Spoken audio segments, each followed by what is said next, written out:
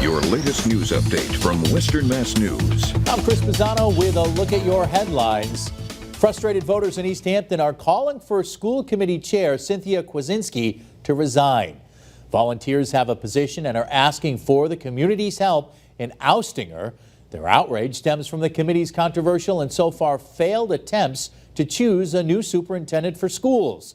It's drawn national attention as well after the first job offer was rescinded over the candidate's use of the term ladies when addressing Kwasinski and the committee's executive assistant.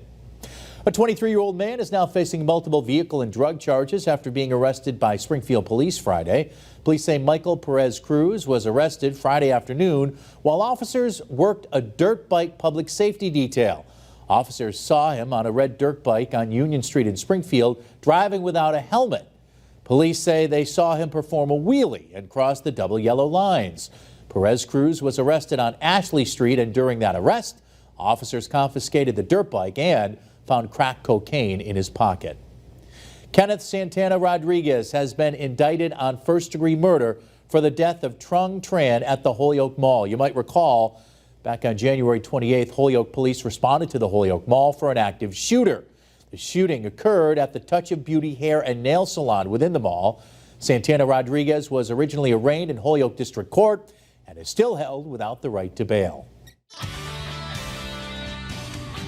I'm meteorologist Jana Brown with a check of your forecast. Our Tuesday looking similar to today. We'll have a mix of sun and clouds. It'll be a seasonable day with highs ending up in the lower to middle 70s across the area. Wind coming in more out of the south tomorrow, up to about 15 miles an hour at times in the afternoon. You may notice a little bit of that haze or wildfire smoke high up in the sky, and I think we'll see more of that as we head into Wednesday. Wednesday should be a bit warmer, highs getting close to 80 degrees as we're out ahead of a cold front. A little breezy at times too with wind out of the south. Then that cold front brings us the chance for showers Wednesday evening.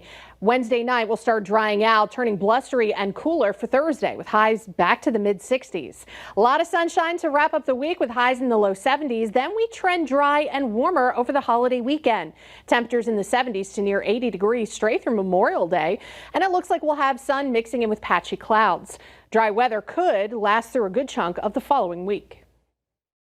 Stay with Western Mass News on air, online, and on our app throughout the day for breaking news, weather, and exclusive content.